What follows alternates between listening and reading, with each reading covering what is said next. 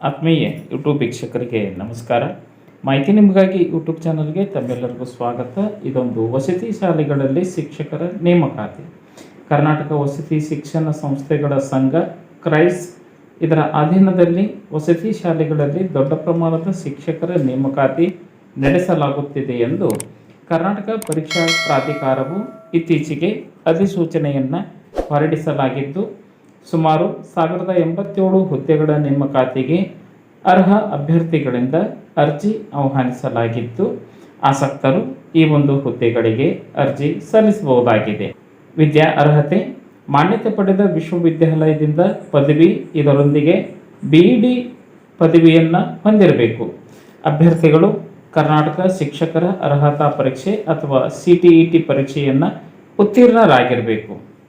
ಹುದ್ದೆಗಳ ವಿವರ: ಕನ್ನಡ 103, ಆಂಗ್ಲ ಭಾಷೆ 108, ಹಿಂದಿ 55, ಗಣಿತ 103, ವಿಜ್ಞಾನ 106, ಸಮಾಜ ವಿಜ್ಞಾನ 154, ಗಣಕಯಂತ್ರ 57, ದೈಹಿಕ ಶಿಕ್ಷಣ 81. ಒಟ್ಟು 1087 ಹುದ್ದೆಗಳಲ್ಲಿ ಈ ಒಂದು ನೇಮಕಾತಿ ನಡೆಯುತ್ತಿದ್ದು, ಅರ್ಜಿ ಸಲ್ಲಿಸಲು ವಯೋಮಿತಿ: ಸಾಮಾನ್ಯ ಅಭ್ಯರ್ಥಿಗಳಿಗೆ 45 ವರ್ಷ, ಹಿಂದುಳಿದ ವರ್ಗದ ಅಭ್ಯರ್ಥಿಗಳಿಗೆ 48 ವರ್ಷ, ಪರಿಶಿಷ್ಟ ಅಭ್ಯರ್ಥಿಗಳಿಗೆ 50 ವರ್ಷ ಗರಿಷ್ಠ ವಯೋಮಿತಿಯನ್ನು ನಿಗದಿಪಡಿಸಲಾಗಿತ್ತು. ಆಯ್ಕೆ ಪ್ರಕ್ರಿಯೆ: ಅರ್ಹ ಅಭ್ಯರ್ಥಿಗಳಿಗೆ ಕರ್ನಾಟಕ ಪರೀಕ್ಷಾ ಪ್ರಾಧಿಕಾರವು OMR ಆಧಾರಿತ ಸ್ಪರ್ಧಾತ್ಮಕ ಲಿಖಿತ ಪರೀಕ್ಷೆಯನ್ನು ನಡೆಸಲಿದೆ.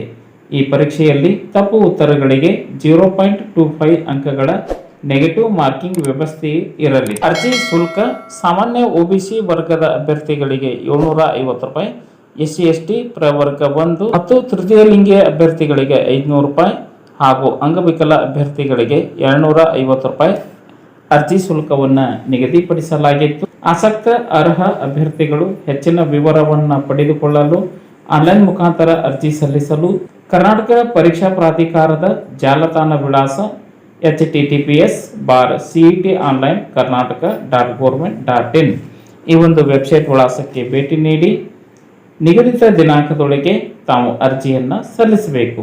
ಅರ್ಜಿ ಸಲ್ಲಿಸಲು ಕೊನೆಯ ದಿನಾಂಕ 13/8/2026. ಈ ಒಂದು ದಿನಾಂಕದೊಳಗಾಗಿ ತಮ್ಮ ಅರ್ಜಿ ತಲುಪುವಂತೆ ಇರಬೇಕು. ಮಾಹಿತಿ ಇಷ್ಟ ಆಗಿತ್ತು ಅಂದ್ರೆ ಲೈಕ್ ಬಟನ್ ಮೇಲೆ ಕ್ಲಿಕ್ ಮಾಡಿ, ಮಾಹಿತಿಯನ್ನು ತಮ್ಮ ಸ್ನೇಹಿತರಿಗೆ ಶೇರ್ ಮಾಡಿ. ಯಾರಿಗಾದರೂ ಈ ಮಾಹಿತಿ ಉಪಯೋಗ ಆಗ್ಬೋದು. ಮಾಹಿತಿ ಕುರಿತು ಏನಾದರೂ ಅನಿಸಿಕೆ ಅಭಿಪ್ರಾಯಗಳು ಇತ್ತು ಅಂದರೆ ಕಮೆಂಟ್ ಮೂಲಕವಾಗಿ ಫೀಡ್ಬ್ಯಾಕ್ ಕೊಡಬಹುದಾಗಿತ್ತು. ಎಲ್ಲರಿಗೂ ಧನ್ಯವಾದಗಳು.